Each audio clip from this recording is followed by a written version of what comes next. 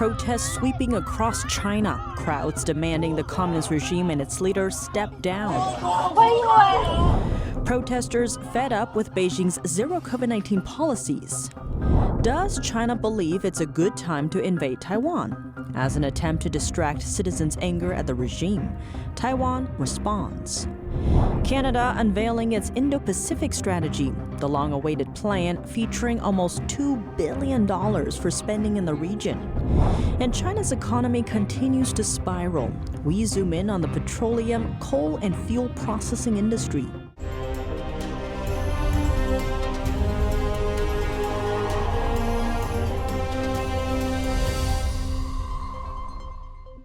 Welcome to China in Focus. I'm Tiffany Meyer. A historic moment in China. Protesters in Shanghai asking Chinese leader Xi Jinping to step down. That's as large-scale protests erupted across the country over the weekend. Protesters also took direct aim at the ruling communist regime.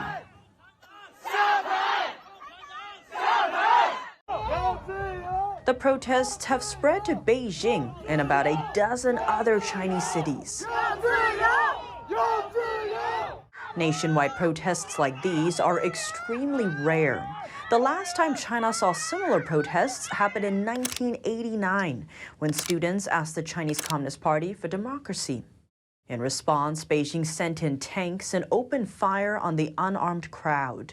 It's largely unheard of for Chinese people to publicly demand that the ruling regime or Xi Jinping himself step down.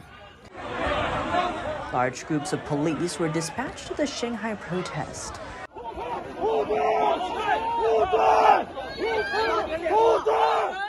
Officers pinned protesters on the ground, while bystanders demanded they be released.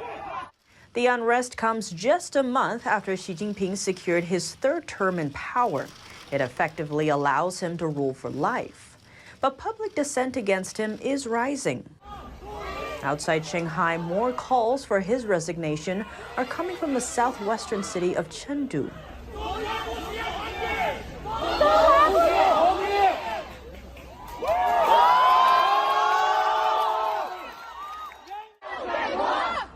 And in China's capital, Beijing, crowds gathered to demand freedom.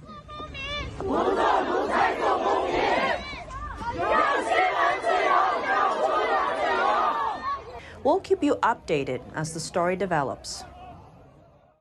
On top of calling for the end to the Chinese Communist Party, protests in other parts of the country are taking issue with Beijing's strict zero COVID-19 policies. NTD's Jeremy Sandberg has the latest on the demonstrations and what triggered the protests. No PCR tests, we want freedom. That's what these protesters in Beijing are chanting after having enough of the Chinese Communist Party's zero COVID lockdown policies. The weekend demonstrations are the most widespread show of opposition to the regime in decades. Protests were kindled after at least 10 people died in an apartment fire in Xinjiang's capital, Urumqi. That's according to state-run media. The real number is unknown. Some say as many as 44 people died in the fire. First responders were unable to reach the blaze due to COVID-19 blockades and locks throughout the residential compound. The fire was left to burn for 3 hours. Angry residents demanded the citywide lockdown be lifted. Millions of people there have been forbidden to leave their homes for as long as 100 days.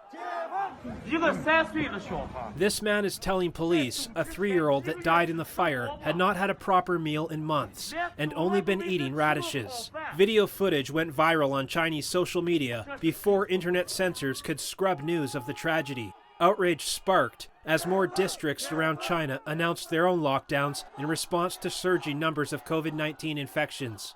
Protests spread from the city in northwest China to the capital Beijing, all the way to Wuhan and Shanghai. 10 major cities have reported large-scale protests. Demonstrators are holding up blank sheets of white paper in a gesture that circumvents the country's strict censorship laws. One protester stated, "We don't need to write anything on it. It's a symbol of the revolution of the people." Others hold up sunflowers, a symbol used by a student movement in Taiwan. Gunshots were reported at the protest in Wuhan. Blockades were broken and fences pushed down. Crowds gathered in Shanghai for a vigil at Woolwich Middle Road. BBC journalist Ed Lawrence was taken to the ground by a group of policemen and detained. Onlookers demanded he be let go, chanting, "Release him, release him." The communist regime has relentlessly suppressed critical voices during the pandemic. Several citizen journalists and residents trying to document the toll in the early days of the CCP virus were jailed. Many Chinese citizens say they have had enough of the extreme lockdown measures and are willing to take collective actions to support their neighbors who test positive. Jeremy Sandberg, NTD News. Here's Beijing's response to the nationwide protests. China's foreign ministry denied there's public frustration over COVID-19 measures, adding that the country's fight against the virus will be successful. Now, public anger is even spreading to institutes for higher learning. Protests have sparked inside more than 50 Chinese colleges. First, a look at Beijing. Inside one of China's most prominent Chinese colleges, Tsinghua University, over 1,000 students gathered over the weekend, asking for democracy, rule of law, and freedom of speech.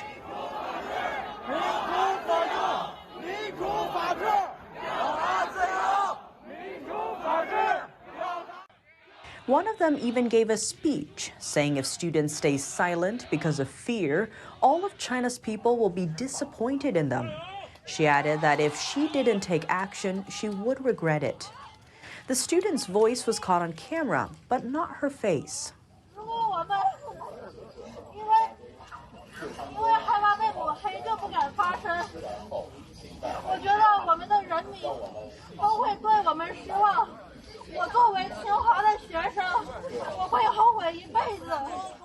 In the eastern Chinese city of Nanjing, students at another college used their phone flashlights to hold a candlelight vigil, mourning those who perished in a fire last week in Xinjiang.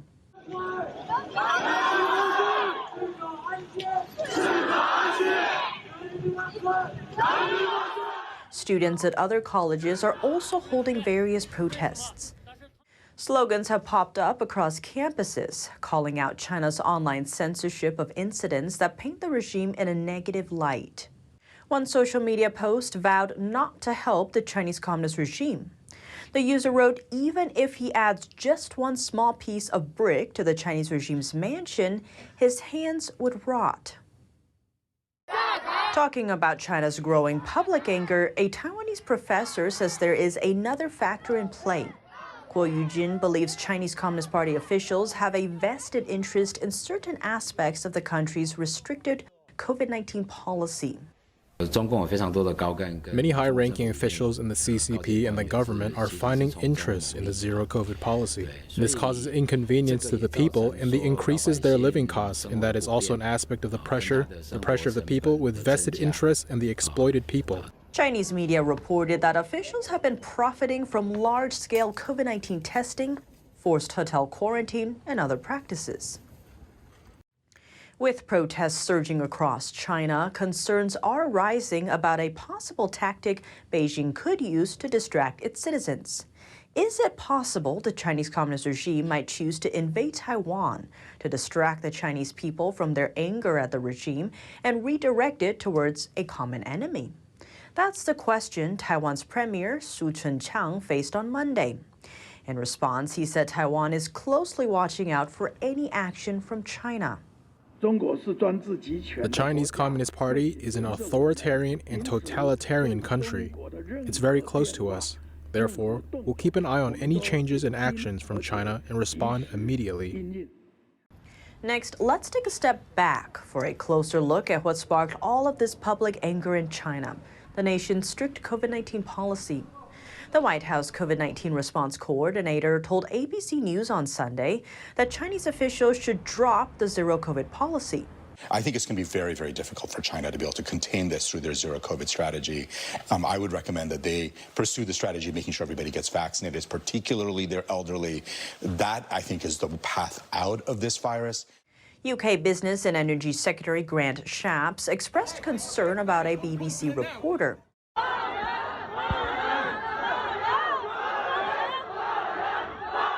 Edward Lawrence was beaten by police while covering the protests in China. Shaps is calling the arrest shocking and unacceptable. Keeping a very close eye on what's happening there in China. But as I say, what's unacceptable, of course, is for journalists who should be fully entitled to cover things freely, should be caught up and involved and indeed arrested. British Foreign Minister James Cleverly also said Beijing should take notice of protests against its strict zero COVID-19 policy and restrictions on freedoms. Over in Germany, officials say they are watching the developments closely. A spokesman also pointed out that Germany has had good experiences with its COVID-19 vaccines, but German vaccines are not widely approved for use in China. Experts say one precondition for lifting strict COVID-19 measures is high public vaccination rate. Canada has unveiled its long-awaited Indo-Pacific strategy. Revealed Sunday, it lays out how the country plans to balance dealing with China with deepening economic and security ties with Pacific nations. At a news conference in Vancouver, Canadian Foreign Affairs Minister Melanie Joly said Canada will be firm in how it engages with China. Here's more. China is an increasingly disruptive global power. Our neighborhood, alongside Japan and South Korea, is facing real security threats. From North Korea as it continues reckless missile launches, and from China, who continues to challenge international norms. The 26-page strategy mentions China more than 50 times and outlines a $1.7 billion boost to its military and cybersecurity spending in the region. But the document said cooperation with the world's second biggest economy was necessary to address trade issues, global health, and nuclear expansion. A Canadian pop star will soon spend 13 years behind bars in China. The singer Kris was born in China. A former member of K-pop group EXO, the superstar returned to China in 2014 to pursue a solo career. A Beijing court said the 32-year-old raped 3 women at his home. Authorities also ordered him to pay over $80 million in fines for tax evasion. The Canadian star once attended the American Music Awards in 2018. He described what it was like for him to live in the free world. Honestly, I feel like it's free. I feel like you can just say whatever you want. And everyone has the right to say whatever they want. So it is how it is. I can't do that in China because China is obviously a whole different situation. But out here, it seems like people are free to say what they want. So I have no comments on that. Just do what you want. Do what you feel is right. At the time Wu was detained, he was an ambassador for 15 luxury brands. That's including Bulgari, Louis Vuitton, and Porsche. All of them immediately cut ties with him after his detention. Canadian embassy officials attended Wu's sentence hearing. The Beijing court said Wu would be immediately deported. Although lawyers in China have said such deportations typically take place after the sentence is served. China's industrial profits are still on a downward spiral over the first 10 months of this year. This as city authorities are still imposing lockdowns and other curbs to halt virus spread. Let's zoom in. Industrial profits fell 3% in the first 10 months of 2022 from a year earlier. Profits declined for 22 of China's 41 major industrial sectors. The downbeat data for the world's second largest economy also reflects a debt payment crisis within the country's property sector. There's also been a sharp slowdown in consumer spending. Profits for manufacturers were down over 13% in the first 10 months. Sectors showing the steepest declines included the petroleum, coal, and fuel processing industry, which saw profits tumble over 70%.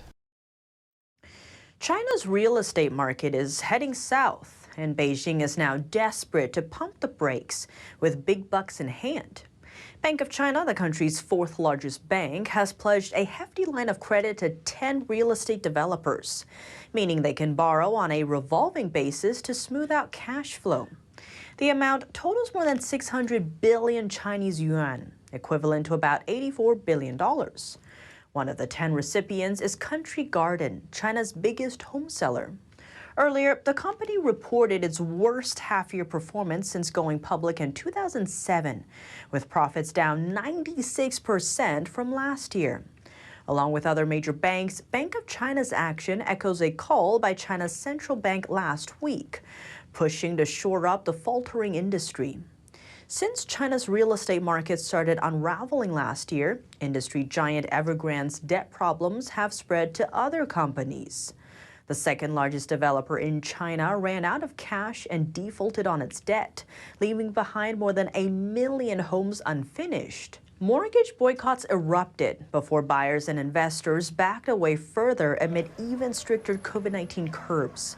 Real estate underpins up to 30% of China's GDP, with about 70% of household wealth tied to the sector. China has agreed to restructure Cuban debt and to provide new trade and investment credits to the island nation. Chinese investment in the country has slowed in recent years due to Cuba's failure to meet debt payments. Here's more on what's happening. Analysts estimate that debt to be in the billions of dollars, though no official figures are available. Cuba's last reported foreign debt total was nearly $20 billion in 2019. Trade between the two communist countries declined from over $2 billion in 2017 to $1.3 billion last year. China remains Cuba's second most important commercial partner after Venezuela. China also donated $100 million after Hurricane Ian destroyed Cuba's western province last September. North Korean leader Kim Jong-un has made claims that his country wants the world's most powerful nuclear force. It came as he promoted dozens of military officers involved in the November 18th launch of the new Hwasong-17 ballistic missile. According to state media, the missile has the capability of reaching the U.S. mainland. North Korean state TV released pictures of Kim and his daughter posing for photos with military officials, scientists, engineers, and others involved in the test. The test launch prompted Washington to put pressure on the United Nations Security Council to hold Pyongyang accountable for its missile tests. The missile tests are banned by UN Security Council resolutions. That's all for today's China in Focus on YouTube. We're now sharing a shortened version of our program here after being demonetized for more than a year. Here's what to look out for in our second half. What's behind the scenes of China's growing protest wave? And what's next as that public anger spreads? NTD's Don Ma sat down with Frank Gaffney, China expert and the executive chairman of the Center for Security Policy, for answers. The full episode is available on our partner platform, Epoch TV. To sign up, click the link down below. Thanks for watching China in Focus. I'm Tiffany Meyer. See you tomorrow.